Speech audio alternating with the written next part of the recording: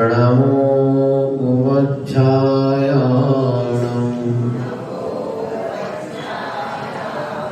नमो लोये सौवसाहुणं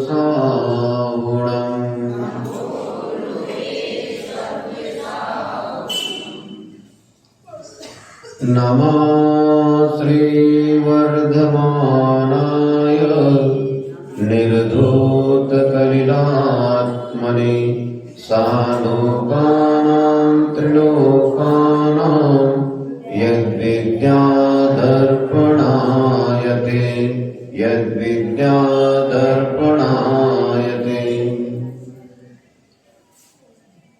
वर्तमान शासनायक श्री महावीर भगवान की चारित्र चक्रवर्ती प्रथमाचार्य परम पूज्य गुरुदेव श्री शांति सागर जी मुनि महाराज की षष्ठम पट्टाचार्य परम पूज्य आचार्य श्री अभिनंदन सागर जी मुनि महाराज की विश्व वंदनीय परम पूज्य आचार्य श्री विद्यासागर जी मुनि महाराज की विद्या वाग्मी ज्ञान रत्नाकर परम पूज्य गुरुवर आचार्य श्री उदार सागर जी मुनि महाराज की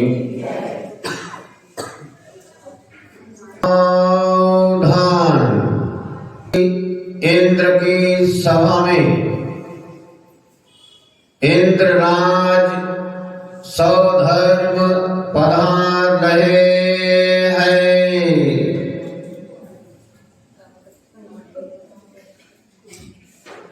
इधर देखो, इधर से आ रहे हैं।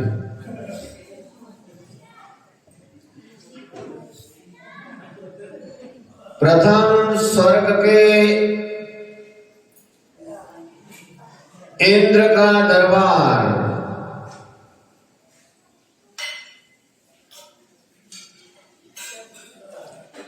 देवताओं से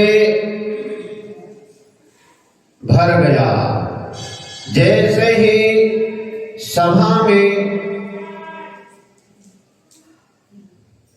देवराज इंद्र पधारे, उनके साथ अनेकों देवता गण भी सभा में आकर अपने अपने स्थान पर बैठ गए।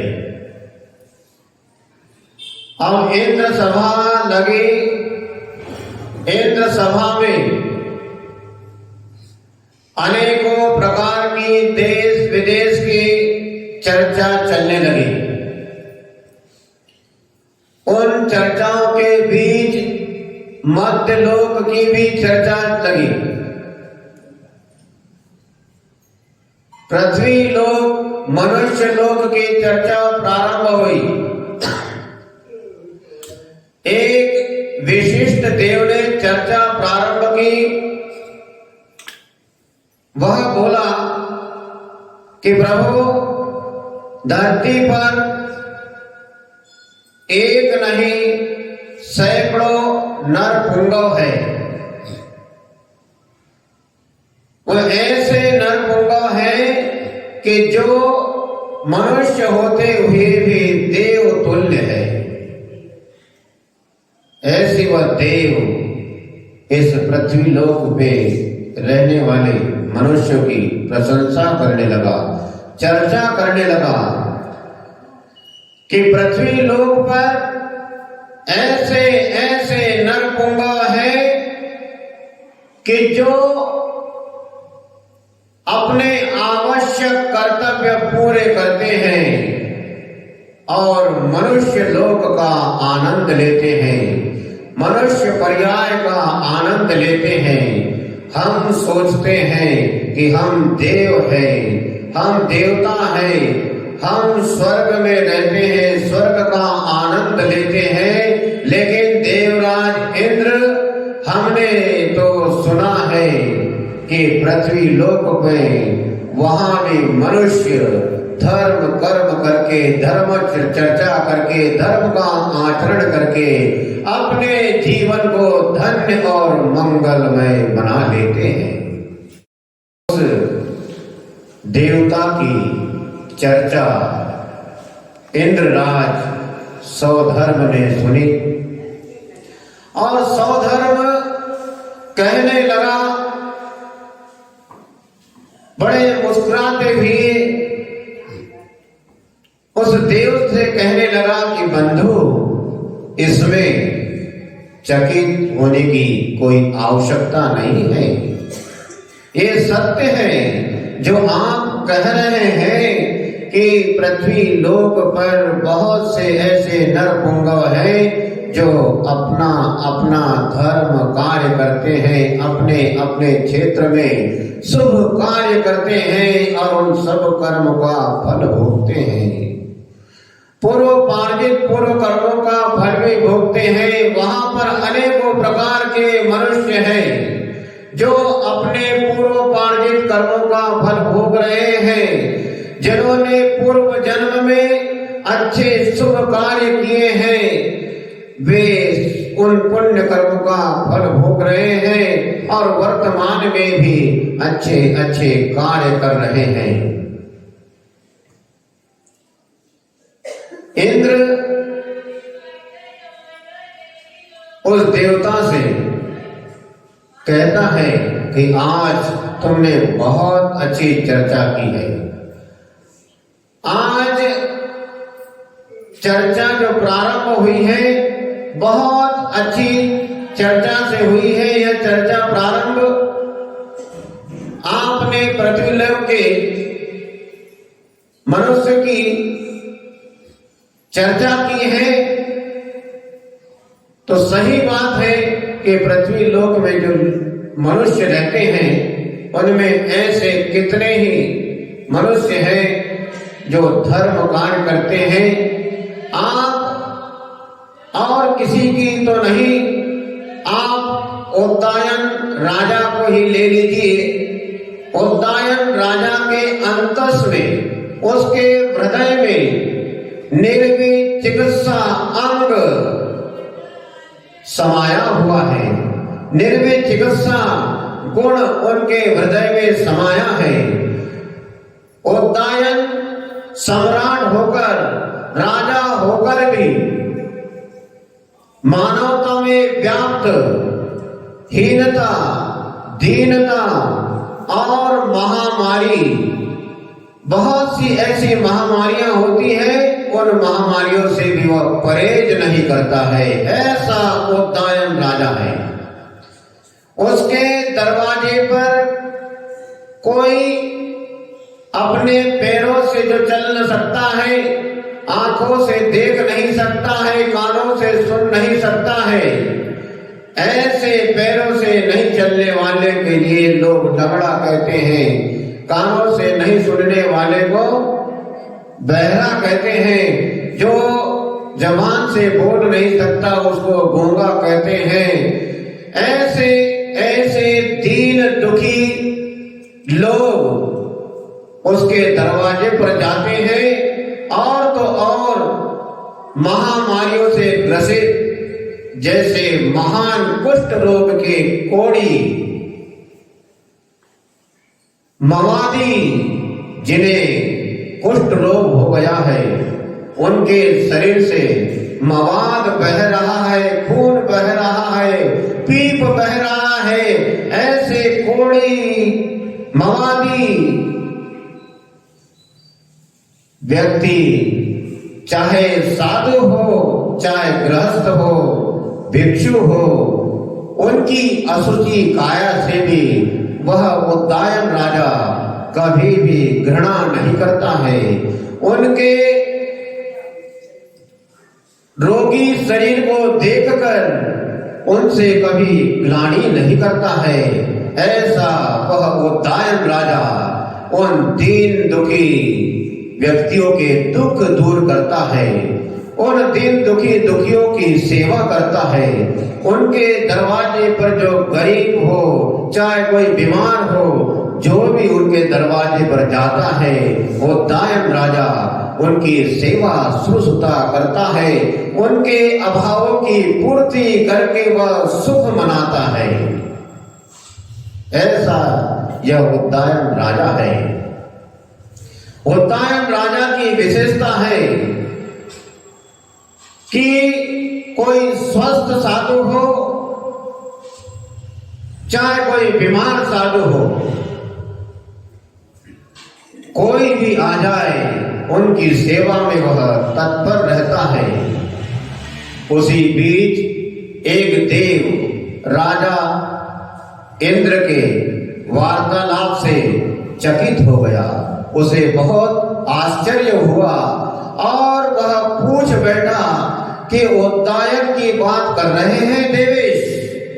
हे इंद्रराज, आप उद्यान की बात कर रहे हैं? कौन है यह उद्यान? कहां रहता है यह उद्यान? उस समय देवराज इंद्र उस देव से कहते हैं, सुनो प्रिय बंधु,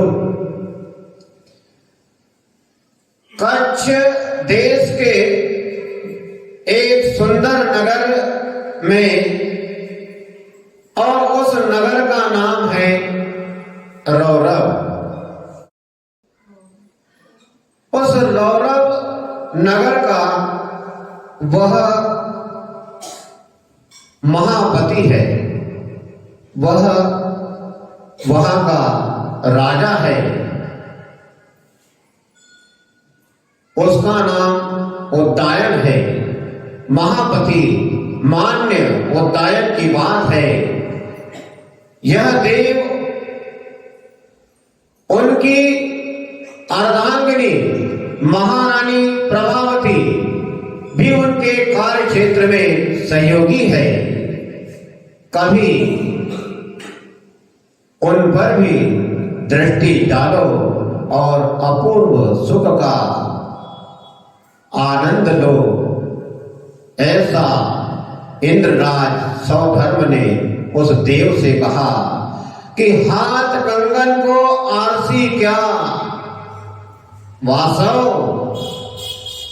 हाथ कंगन को आरसी क्या वासव, जाओ और समझो उद्यान राजा से निर्विचिकित्सा गुण का आमूल चूल क्रम कि निर्विचिकित्सा गुण क्या होता है। इंद्रराज की वार्ता से प्रभावित होकर वह देव शीघ्र ही अपनी कलाओं का आह्वान करते हुए रौरव नगर की सीमा पर एक रोगी, दुर्गंधित और घिनौने साधु के रूप में प्रकट हुई।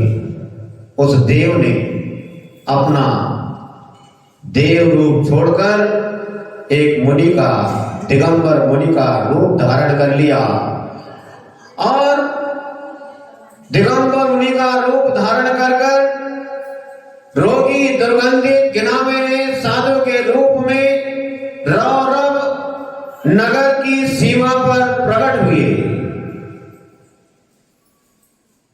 उनका शरीर विभत्स था। वे कुल्हते कराते ममाद की बूंदे टपकाते हुए, ऐसे नहीं, ऐसा रूप धारण किया उस देव ने। मुनि तो बन गए, मुनि का रूप धारण किया, लेकिन ऐसा मुनि का रूप धारण किया कि जिसके शरीर से खून और मवाद की बूंदें टपक रही है। शरीर में ऐसे एक जगह से नहीं, हाथ से, पैर से, सिर से, पूरे शरीर की मवाद की बूंद टपक रही है, खून की बूंद टपक रही है, दुर्गंध चल रही है और कुल्हाते हुए, कुल्हते कराते हुए, दर्द के जैसे किसी से कोई दर्द सहन नहीं होता है तो कराहता है, ऐसे कराहते हुए मवाद की बूंद टपकाते हुए उस नगर की ओर चल पड़े। राजा उद्यान के महल की ओर आगे बढ़ने लगे। राजा उद्यान के पास समाचार पहुंचे। कुछ ही क्षणों में राजा उद्यान इतना प्रसन्न हुआ, इतना प्रसन्न हुआ कि हमारे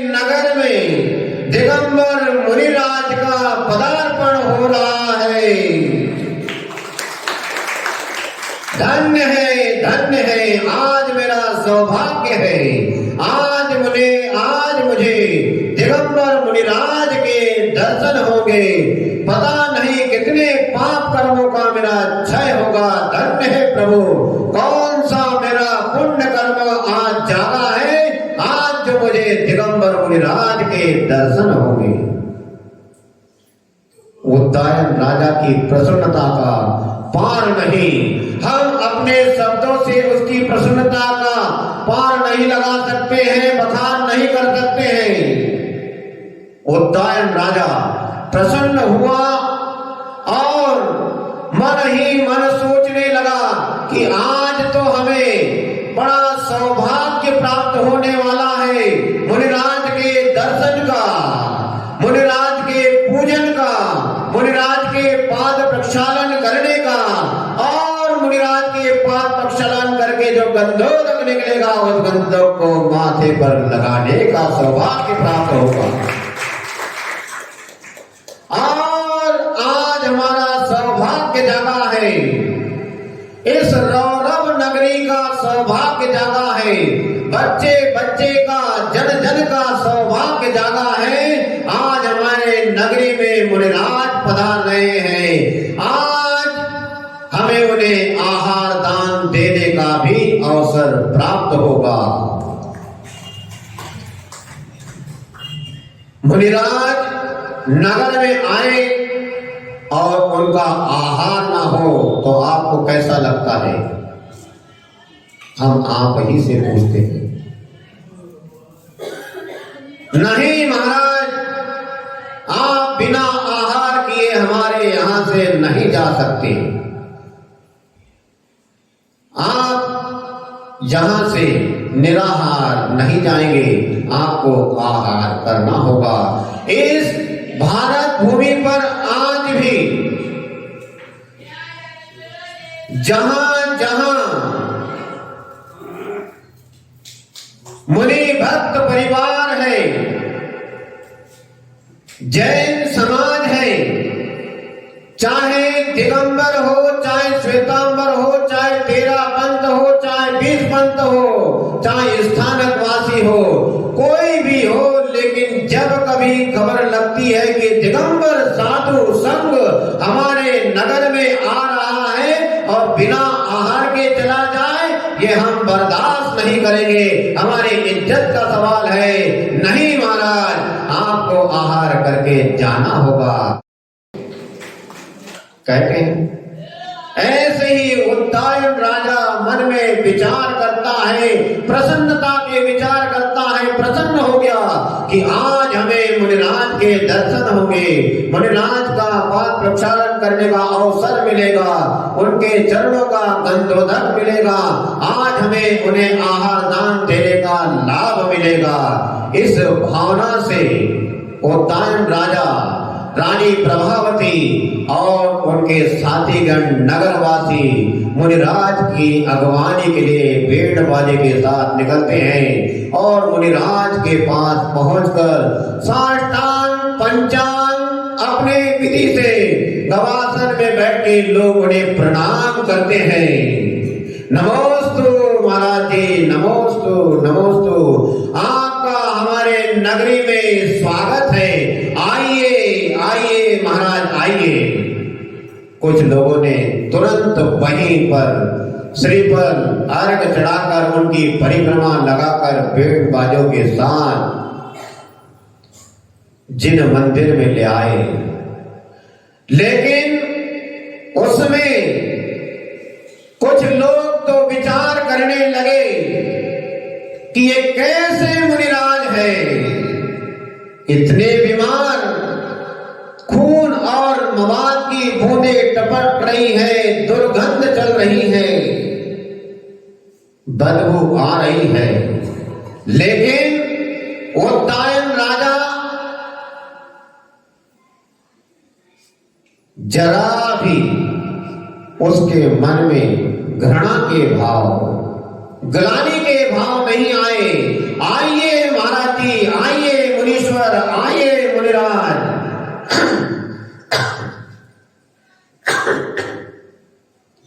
बड़े भक्ति भाव से उन मुनिराज को लेकर आए, उनका पाद प्रक्षालन किया।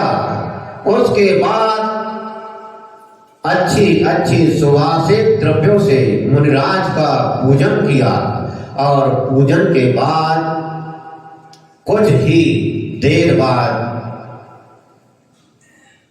मुनिराज के लिए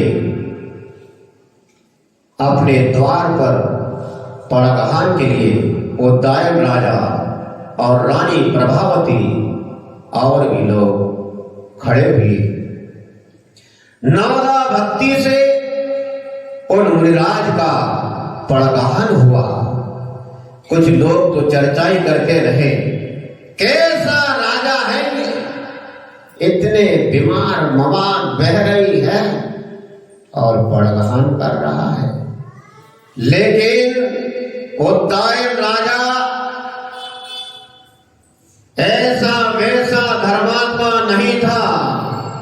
वह जानता था कि मुनिराज स्वस्थ हो या अस्वस्थ, वो शरीर से अस्वस्थ है, लेकिन रत्नत्रय कभी अस्वस्थ नहीं होता है। ये दिगंबर मुनिराज रत्नत्रय धारी मुनिराज है, इनका मुझे पड़गहान करना है। उद्दायन राजा ने उन मुनिराज का पड़गहान किया। पड़गहान करके नवदा भक्ति पूर्वक पड़गहान किया और अपने राजमहल में प्रवेश करने के लिए निवेदन किया कि आइए मुनिराज, आइए मुनीश्वर, मेरे कुटिया में आपको आना है, आइए, आपका स्वागत है, आइए, नमोस्तु नमोस्तु महाराज करके उन्होंने अंदर अपने राजमहल में प्रवेश किया और भोजन कक्ष में ले जाकर उन्हें उच्चासन पर विराजमान करके उनका पाद प्रक्षालन, फिर पूजन अर्चन किया और उसके बाद उन्हें आहार दान की प्रक्रिया प्रारंभ हुई। आहार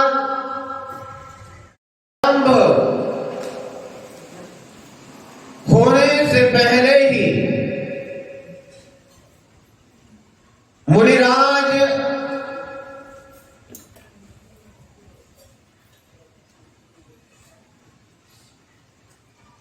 के शरीर से ऐसी बदबू आ रही थी, ऐसी दुर्गंध आ रही थी कि लोगों की नाक बंद हो रही थी। लेकिन उद्दायन राजा ऐसा नहीं था। उसने बड़े भक्ति भाव से मुनिराज का पड़गहान किया है। आहार दान की प्रक्रिया प्रारंभ हो रही है। उसी बीच मुनिराज को वमन हो जाती है, उल्टी हो जाती है। अब उल्टी वमन ऐसे हुई, इतनी बदबूदार कि किसी से बर्दाश्त नहीं हो रही है उसकी बदबू। फिर भी उद्दायन राजा पीछे नहीं हटा, रानी प्रभावती पीछे नहीं हटी। ये हमारे सच्चे गुरु हैं, ये हमारे रत्नत्रयधारी दिगंबर मुनिराज हैं। इन्हें आहार देने से हमें जो फल प्राप्त होता है वो बात तो दूर, ऐसे रत्नत्रयधारी दिगंबर मुनिराज के दर्शन करके ही असंख्यात पाप कर्मों की निर्जरा हो जाया करती है। ऐसे ये मुनिराज है। उद्दायन राजा और रानी प्रभावती भक्ति विनय के साथ उनकी आहारचर्या में संलग्न है। लेकिन मुनिराज को जैसे ही वमन हुई थी तो उद्दायन राजा पीछे नहीं हटा और कहता है, मुनिराज घबराइए नहीं, ये रोग तो दुनिया में सभी के पीछे लगे हैं। साधु बनो या गृहस्थ बनो, ये रोग ये किसी को छोड़ते नहीं हैं। मुनिराज आप गरारे कर लीजिए, आंख कुल्ला कर लीजिए। उस समय वे मुनिराज मन ही मन विचार करते हैं कि अभी उद्दायन राजा की परीक्षा, उद्दायन राजा का परीक्षण अभी और तीक्ष्ण और कठोर करना होगा। देखते हैं उद्दायन राजा के अंदर अंतस में जो निर्विचिकित्सा गुण है वास्तव में सच्चा है या नहीं। उन मुनिराज ने फिर दोबारा ऐसी उबकी ली कि फिर मुंह से बाहर अन्न के कण बाहर आ गए। विभत्स पदार्थ पूरे फर्श पर, पूरे चौकों में फैल गया और ऐसी उनको उल्टी वमन हुई कि उद्दायन राजा के वस्त्र के ऊपर भी उस उल्टी के, उस वमन के छींटे चले गए, रानी के ऊपर भी चले गए, मुनिराज के शरीर के ऊपर भी पूरे उल्टी वमन के छींटे आ गए। हाथ पैर पेट से बाहर आए हुए विवत्स अन्न के कणों से हाथ और पैर लथपथ हो गए। उस समय उद्दायन राजा मुलायम स्वच्छ साफ सुथरा वस्त्र उठाकर और रानी जल उठाती है और दोनों मिलकर उन मुनिराज के शरीर की सफाई करते हैं। जो वमन के कारण शरीर पर, हाथ पैरों के ऊपर जो छींटे और वमन आ गई थी, वो उद्दायन राजा ने बड़े भक्ति भाव के साथ उनके शरीर की सफाई की। उसमें रानी प्रभावती ने भी पूरा सहयोग किया। ऐसे नहीं कि उद्दायन तुम ही करो, नहीं, मैं आपकी धर्म पत्नी हूं। जैसे आप मुनिराजों के प्रति ग्लानि और घृणा नहीं रखते हैं, मैं भी नहीं रखती हूं। प्रभावती भी मुनिराज की सेवा में लग गई और उद्दायन राजा ने मुनिराज के शरीर की सफाई की। उस समय मुनिराज को स्वतः के पापोदय का फल मानने लगे। उद्दायन शांत चित्त रह गए और गीले वस्त्रों से उन्होंने मुनिराज के शरीर को पोंछा। उसके बाद में स्वच्छ साफ सुथरे सूखे वस्त्र से उनके शरीर को पोंछा। उद्दायन की करुणा, शांति और वात्सल्य से वे मुनिराज अत्यंत प्रभावित हुए। फलतः राज दंपति को सचेत कर उद्दायन राजा और प्रभावती उनकी रानी को उन्होंने सचेत किया, सावधान किया कि हे राजन,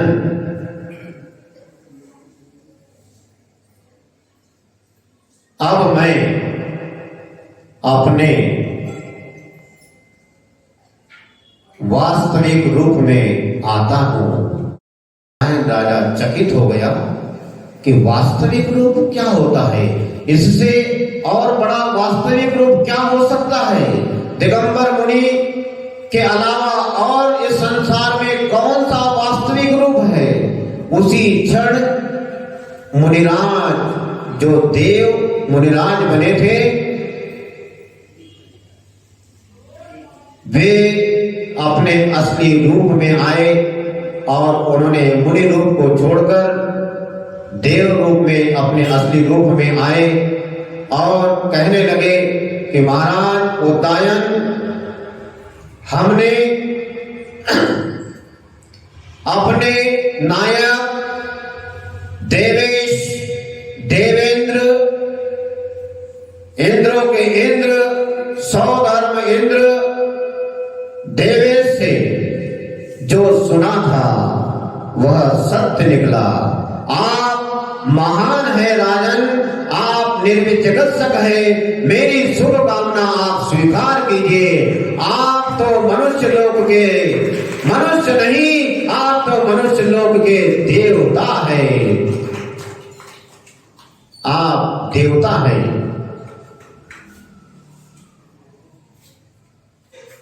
परीक्षण के लिए मैंने आपकी परीक्षा ली है, मैंने आपका परीक्षण किया है, इसलिए हे राजन मुझे क्षमा करो, मुझे क्षमा करो।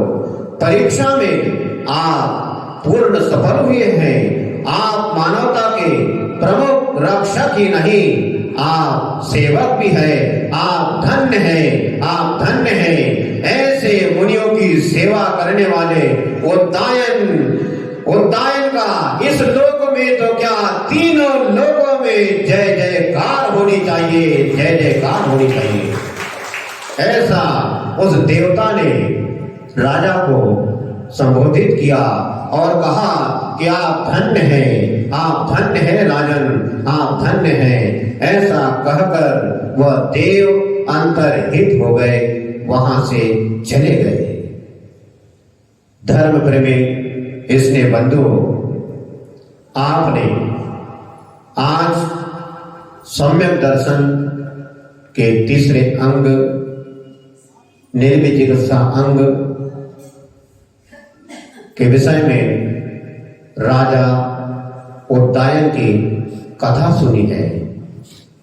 तो इस कथा से हमें प्रेरणा लेनी चाहिए कि हमें दिगंबर मुनिराजों के मलिन शरीर को देखकर,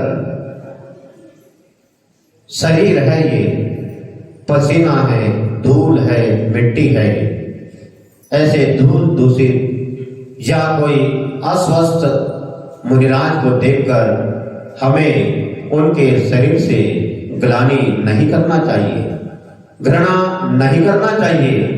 घृणा किसको जन्म देती है, ये प्रश्न हमारे अंदर जागना चाहिए। यदि हम मुनिराज से घृणा करते हैं तो घृणा हमें कहां ले जाएगी? सबसे पहले तो वह घृणा बहुत से दुर्गुणों को जन्म देती है और हमारे गुणों का नाश करती है, हमारे दुर्गुणों को बढ़ाती है और ऐसे बढ़ाती है, ऐसे बढ़ाती है कि जैसे खेत में फसल के आसपास खरपतवार बढ़ती है, यदि उस खरपतवार को यदि हम दूर नहीं करते हैं तो फसल चौपट हो जाया करती है, फसल से ज्यादा खरपतवार बढ़ जाता है। इसीलिए फसल की सुरक्षा के लिए किसान अनाज की सुरक्षा के लिए खरपतवार को निकालकर दूर करता है। ये खरपतवार ऐसी बढ़ती है जैसे आपने देखा होगा रोड के किनारे, खेत खलियानों के किनारे बेश्रम, क्या कहते हैं, बेशर्म होती है, जहां वहां उग जाती है, निकल जाती है। तो बेशर्म जैसे बढ़ती है, खरपतवार जैसे बढ़ता है, अमर बेल आदि आदि ऐसे हैं, ये बढ़ते जाते हैं। तो ऐसे ये घृणा हमारे दुर्गुणों को बढ़ाती है और मुनिराज कहते हैं कि हमें दुर्गुणों को नहीं बढ़ाना है, हमारे अंदर जो दुर्गुण है उनका सफाया करना है, हमारे दुर्गुणों को दूर करना है, हमें अच्छे अच्छे गुणों को ग्रहण करना है। इसीलिए हम कहते हैं कि दिगंबर मुनिराज के शरीर को देखकर कभी भी घृणा नहीं करना चाहिए, उनके शरीर को देखकर कभी ग्लानि नहीं करना चाहिए। आज वर्तमान में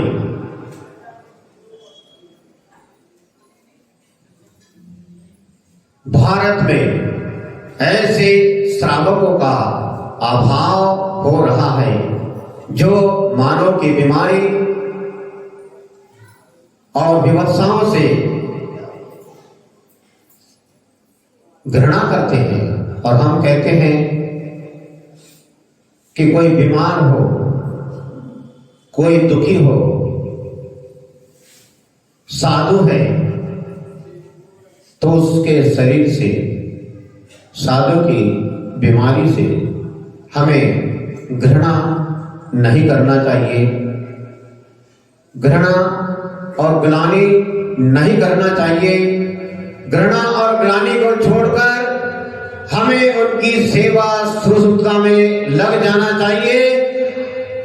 और यदि हम ऐसा नहीं करते हैं तो विचार करना चाहिए कि आज हमारे सामने रत्नत्रय धारी मुनिराज, उन्हें तो कोई फर्क नहीं पड़ता है, क्योंकि ये शरीर तो नश्वर है, रोगों का भंडार है,